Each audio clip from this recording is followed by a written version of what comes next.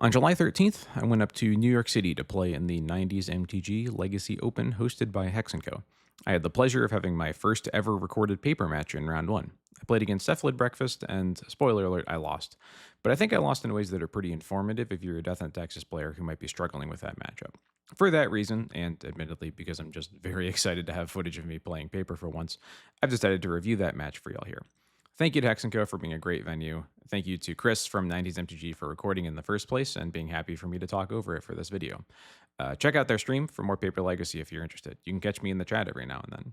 There are links to that channel and the original video in the description. Before we get into the match footage, we're going to just quickly review my deck list here. Again, if you've watched some of my streams, this will probably not look too surprising to you, but for those unaware, this is a black-white Death and Taxes list, not a Felia Overlord one. I'm not a fan of Felia Overlord, so I tend to play other things. My pet card here is these two main deck Cabal therapies. I also play a couple of Emperor Bones in my list, and I recently cut Thalia for a playset of White Orchid Phantoms because I think that they are just generally pretty strong against a lot of decks, particularly with how popular Lands has been. It's better against the Mystic Forge decks because it's a Stone Rain, things like that. I also knew that there were going to be a lot of Lands decks at this event, which ended up being true. My sideboard is pretty standard. I have no ley lines in my sideboard. I had previously been playing a lot of ley lines to respect Oops. This deck list kind of just assumes that Oops doesn't exist. For better or worse, focuses on being better against the more popular decks like Reanimator, like Lands again, and then having a lot of removal for matchups like Nadu, the tempo decks, things like that. I will be reviewing the sideboarding that I did in between the two games of this match once we get to that point as well. And now we're going to get into the match. You'll very quickly notice that I do a very poor job of showing my hand to the camera. For that reason, you can find a hand tracker down in the bottom right-hand corner of the screen. Anytime that I cast a discard spell, my opponent kept their hand face up afterwards, which made my job very easy, so thank you. My opponent's mulling to 6 right now. My hand is kind of a mull to 6 with the Cauldron in it, but it's got a decent mix of lands and spells that's pretty tough to mulligan. I start off with a Shadowy Backstreet here, and I'm looking at a Cabal therapy right now. I think about milling this therapy because it's kind of like drawing a card, but I'm happy enough to keep it when my hand is kind of clunky. I would like to have something that I can definitely just cast next turn, and the Bowmaster token gives me immediate fuel to flash it back if I need to. My opponent now does the very typical play of Fetch, Island, Cast, Ponder. Right now I'm thinking about what my therapy might be naming next turn. The very likely name here is just the name Force of Will. It's a pretty decent chance of hitting most blue Ponder decks. And most decks with Ponder, even if Force of Will isn't the most valuable card to hit, there's a very high chance that Force of Will is going to matter at some point. So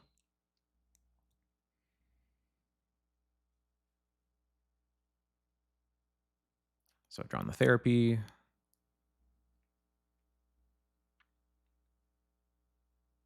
Go ahead and therapy name Force of Will. And thankfully we do hit one copy of Force of Will. And then my opponent's hand is literally nothing but breakfast combo pieces, and I know exactly what's up.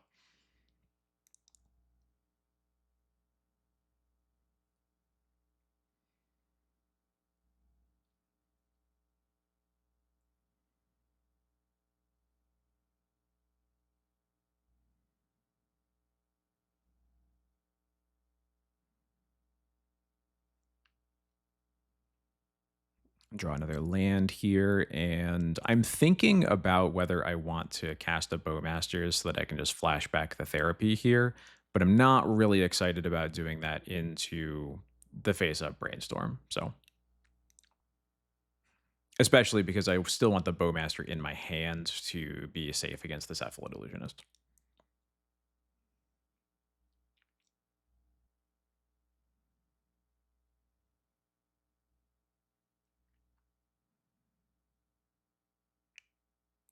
This play from my opponent's pretty interesting. I'm not sure what the goal was here with exposing the Shuko. Maybe just forcing me to have an answer before they can go for Nadu next turn. It's a possibility. But It does line up well for me since I have a Skyclave apparition in my hand that I'm about to cast.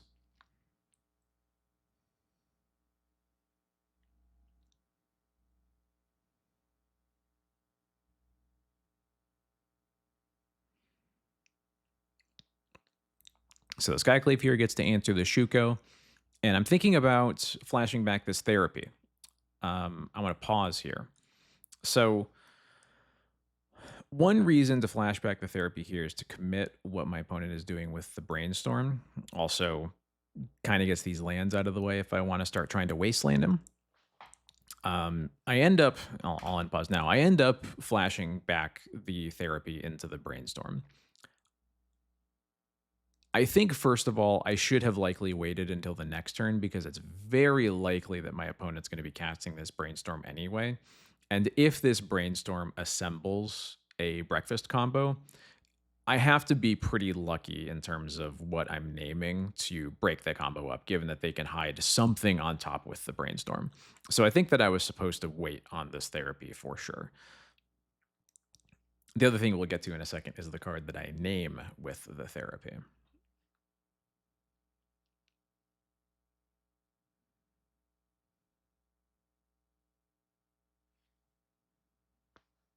So with this therapy, I have named Nadu Winged Wisdom. I think that this was a pretty poor name. I think it's very likely that if a card is going to be hidden on top, Nadu is going to be one of them.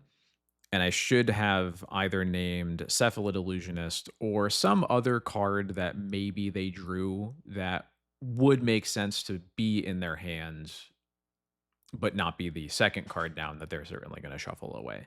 Something like Swords to Plowshares wouldn't be bad here because on this upcoming turn, Emperor of Bones bringing back the Skyclave is actually going to be a really important layer of interaction that I have that could be broken up by a Swords to Plowshares. The other potential reason to wait is there's very little that keeps me here from just attacking for 2 next turn, which could be better for the clock.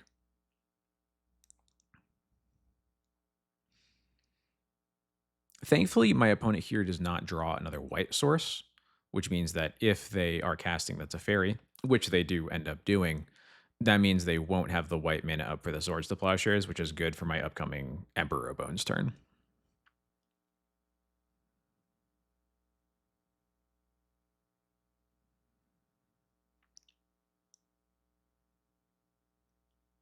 Here I get to Surveil again.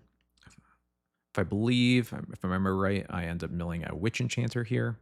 Not super relevant, especially once we've killed one of the Shukos. And for what it's worth, I'm currently assuming that the card that I don't know about in my opponent's hand is very likely to be a Nadu. Yep, there's the Witch Enchanter. So this turn I draw Stoneforge, and I think about casting it over going for my planned Emperor Bones line. The main reason that I don't go for it is that I really need to get this Teferi off the board. If I wait a whole extra turn to do that, then I still won't have my Orcish Bowmasters available as removal for the Cephalid Illusionist on their turn, because if I cast Stoneforge here and then go for Emperor Bones exiling something, they can Teferi bounce one, swords the other. I have no board to pressure the Teferi. It's still on board, and things don't look good for me there. So I think here the Emperor Bones bringing back the Skyclave is kind of a forced play to a certain extent. Though I do think about it for a little bit here.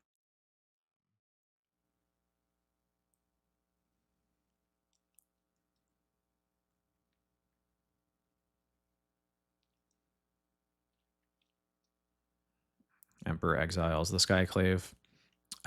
Here, I choose not to activate Emperor here. I'm going to wait until my end step and put it in then. I think I was supposed to just exile the Teferi here, though, because it just gets me an extra 2 damage. It basically gets the 2 damage this turn that I would have gotten if I had waited until this turn to cast the therapy.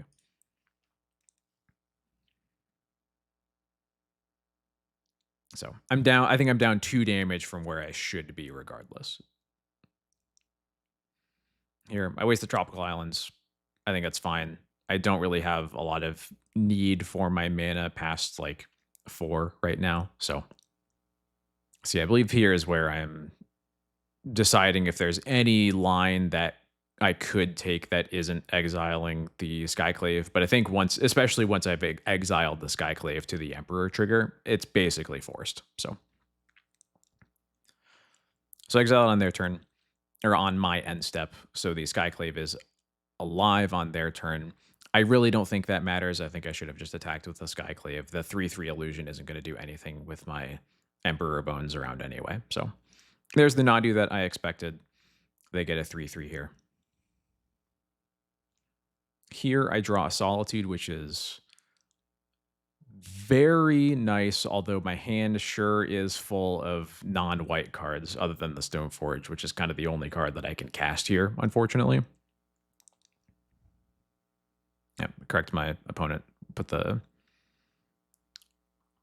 wrong size on that illusion, but that's okay. I believe the Stoneforge, yeah, the Stoneforge gets forced here, pitching the Cephalid Illusionist. I think hard here about whether it's safe to attack with Emperor Bones. It would kind of suck if they just double blocked with the 2 illusions. But I think I decided if they do that, I am actually probably okay trading a card for keeping my Emperor Bones in play, so I can just Bowmaster the 1/1 illusion there if I need to. My opponent attacks with everything, which I'm very happy about because now I just get to go on the offensive with my Orcish Bowmasters. The clock is definitely in my favor here.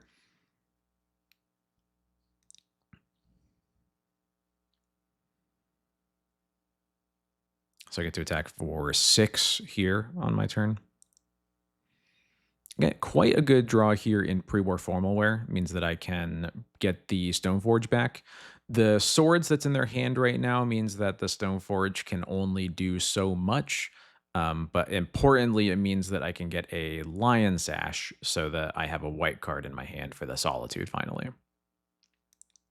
While also, getting to put more pressure on my opponent, certainly. The pre-war formalware is technically a white card.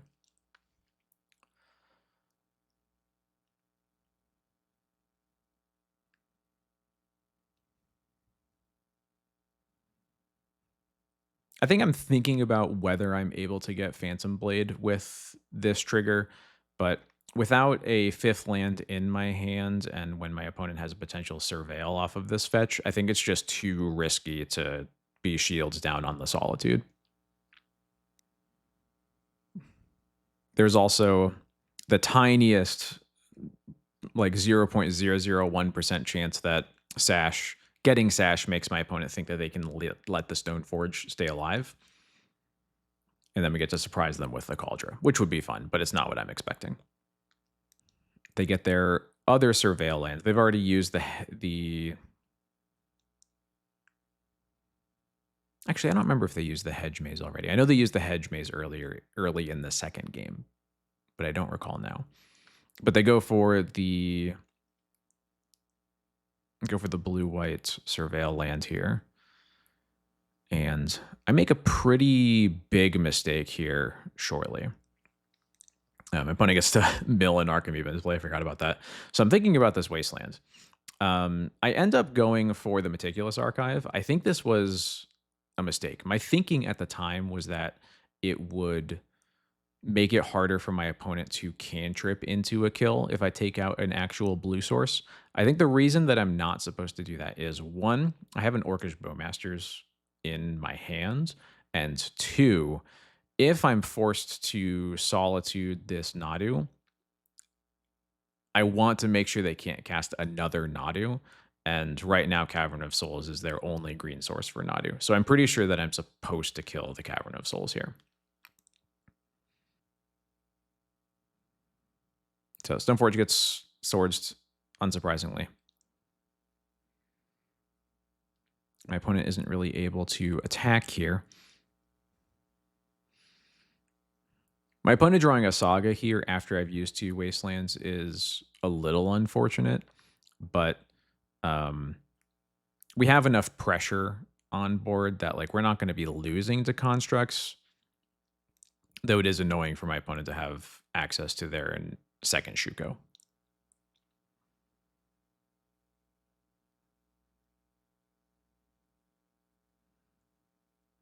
Don't love drawing another land here, but that's how it goes sometimes.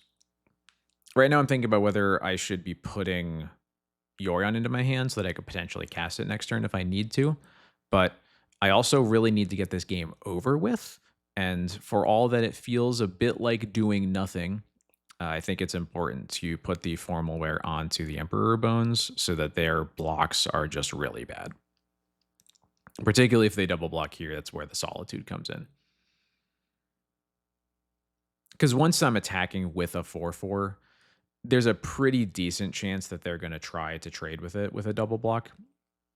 Making it a 6/6 means that the double block is like almost off the table. And I don't want to be forced to use my Solitude to keep my Emperor around to have any pressure. My opponent draws Nomads here, so thankfully we got a white card for my Solitude just in time. They draw another Swords, which is a little annoying because we really want to get this game over with, especially with these Saga constructs on the way here. My opponent tries to mill their Swords here, but I I saved them from it. I was maybe supposed to fetch here, just to thin, but the numbers aren't that meaningful.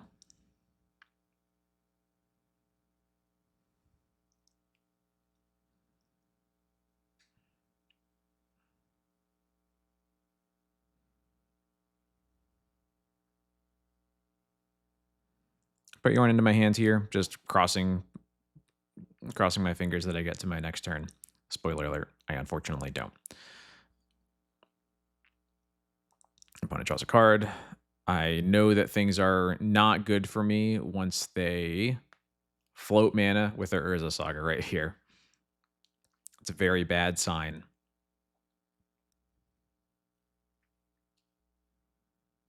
And there's Nadu. This is where I got punished for not wastelanding that Cavern of Souls earlier. I pretend like I have any amount of interaction against Nadu Nomads, but I sure don't. I think I let my opponent draw a bunch of cards, but this game is over. I scoop momentarily. Now let's talk about the sideboard plan. That plan is basically to bring in removal and disruption and take out some stuff that is not removal. The cards that I'm usually cutting here are 2 Wisps because it's really hard for Wisp to do something unless you already have a value piece in play. And it's tough to rely on 3 mana cards in this matchup that don't definitely interact with your opponent. I cut 2 Emperor Bones because, somewhat similar to Wisp, Emperor is only interacting in this matchup if resources have already been exchanged. They've already played something I had to Solitude, and now I have a Solitude in the yard, and they don't have a Swords to disrupt me trying to get that Solitude back with the Emperor. A lot just has to line up right. I also cut 2 Formal Wear here because, unfortunately, as much as I love Formal Wear, it is really not at its best against white removal decks. And again, just like Emperor, requires that resources have already been exchanged. We've already stopped them from comboing once at that point, and I'm really concerned with the first time they try to combo, not the second. And the 1 White Orchid Phantom I cut because they are a 2 basic deck. White Orchid is not horrible here, though, because their mana is pretty fragile. They don't have any basic lands that can cast the green for Nadu. And they also have Urza Saga, so you want to have a decent number of ways to interact with that. Somehow, while recording, I forgot to explain the cards that I'm boarding in. So, Path to Exile and Wrath of the Skies are pretty self-explanatory here. Path is just good, efficient removal for breaking up their combos. Wrath of the Skies isn't as good for breaking up a combo because it's a sorcery, but it can answer a Saga, the constructs off Saga, and Shuko pretty easily. And when you answer one half of the combo with Swords or Path or Solitude, Wrath can often clean up whichever part of the combo you didn't have to kill at first. Disruptor Flute stops both Nomads in Core and Shuko, and without those cards, Cephalid Breakfast doesn't really do anything. I also board in a single Fairy Macabre to recruit for if needed to protect myself from an Illusionist combo turn. I don't like boarding in Graveyard Hate in the matchup generally. I want as few cards in my deck that only work against Cephalid Illusionist and don't work against Nadu. Because if you can't stop Nadu, they'll beat all the Graveyard Hate you could ever draw. And now here we are for game two. My opening hand doesn't really have, it's not proactive at all, but it has the right cards I want to live through the first couple of turns. Unfortunately, my opponent very quickly reveals a hand that my hand is not that well positioned against, unfortunately. They have both pieces of the combo with Cephalid Illusionist and Shuko, and they also have sort of a plan B of Tamio in their hand, and the rest of their hand is just kind of normal. I struggled a lot with this Thoughtseize because I don't really like leaving my opponent with both pieces of the combo in their hands, but I also don't really want to be in a spot where I'm kind of incentivized to spend Path to Exile on Tamio, especially on turn one. I don't really don't want to give them an extra land that early. But I think it's possible that I was supposed to just let them cast Tamio here, take one of the combo pieces, Path the Tamio, and at least just like simplify the game a bit. Here, I end up taking the Tamio because it is just like the most awkward card for my hand to beat. But this was a tough hand for Thoughtseize because it just doesn't really have any individual weaknesses, really. It has cards for plan A and plan B and a cantrip, and it has the mana it needs and everything. So this Thoughtseize was an unfortunate one, but it's a good one to know about, certainly, that like my opponent could be turn twoing me here if I wasn't ready for it. I guess it would require them to draw an untapped land because the hedge maze won't work for a turn two kill. But so I think about this one for a while because I really would much rather ignore Tamio, but I think I just have to take it here. But I definitely could hear arguments that I'm supposed to just let Tamio happen, take like the Shuko. Um, and then I still have a path for the Cephalid Illusionist and the second Thoughtseize that I'm going to be casting here as well.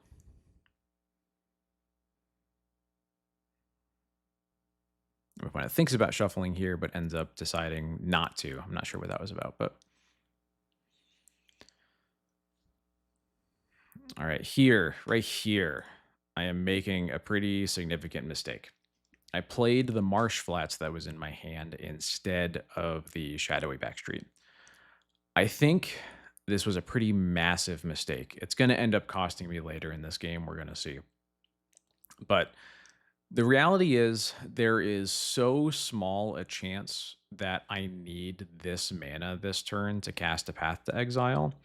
And in a matchup like this, where it ends up being so much about everything happens in one turn, I really should get my tapped lands out of the way. And this is a very low cost turn to be playing a Shadowy Backstreet from my hand, especially when I'm about to cast a Thoughtseize anyway, to make sure that I know nothing crazy is going to be happening next turn. I end up taking the Shuko here because I have the two paths to interact with the Cephalid Illusionist. So I just want to get rid of the combo piece that I do not have interaction for.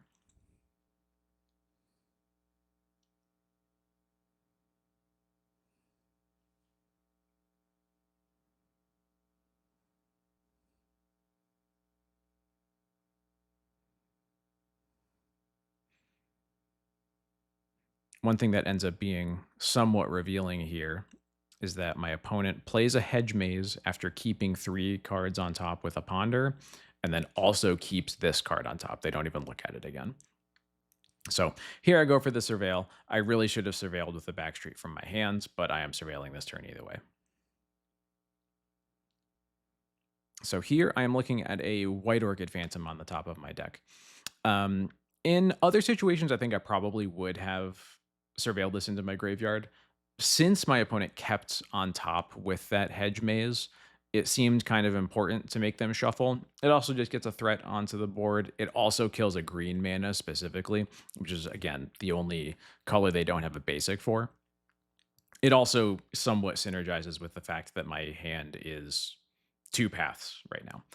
Here, because my opponent could have a Shuko or a Nomads, I'm forced to play the scrub land out of my hand instead of the shadowy backstreet, which again, because I had that one turn where it was totally safe to play my Surveil land from hand, I should have done it then.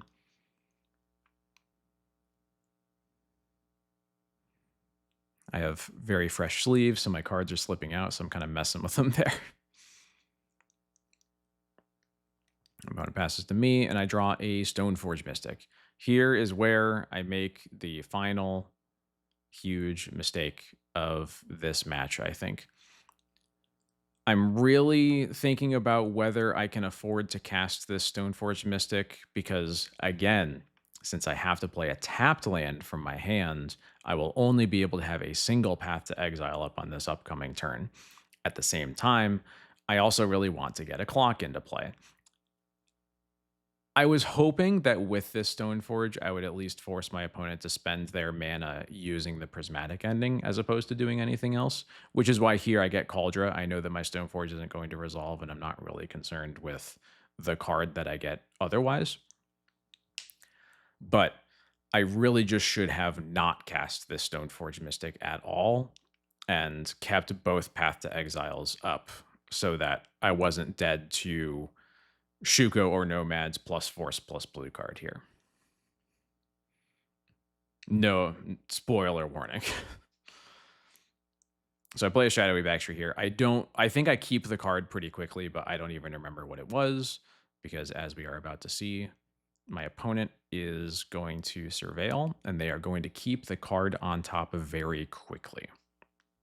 The other rough thing about getting the Cauldron is that it reveals to my opponent that I can't have Solitude. I have 3 cards in hand, so if I can't have Swords or Path plus Solitude as 2 layers of interaction. I just don't have that. So yeah, my opponent very sloppily keeps it on top because they know that I'm dead and they're just ready to get it over with. So they cast Illusionist, they cast Nomads, I cast my Path, it gets forced, and I'm dead, unfortunately. Here I am just looking at the path that I could have cast in my hand if I wasn't a goober, but I am unfortunately dead. So, unfortunately, my first match on camera was a loss in a matchup I feel somewhat comfortable in. I made some pretty critical errors, but I think it's good that they were errors that at least speak to the matchup because I think that means you can learn from my mistakes. Remember that everything with breakfast happens in one turn, so you really got to keep your shields up as much as possible. Their mana kind of sucks, so keep in mind when you're able to keep them from casting Nadu whenever possible, and get in every point of damage that you can against them because you need to get the game over with, and attacking through Nadu without Cauldra is really tough. And to cap it all off, thank you for watching. I stream Legacy D&T on Twitch every Thursday and Sunday starting around 8:30 p.m. Eastern. You can check out my Patreon at patreon.com/Akaleth, where I write articles for D&T and maintain a sideboard guide. And you can find almost 3 years of VODs from my stream on this very YouTube channel. Thank you very much, and I'll catch you in the next video.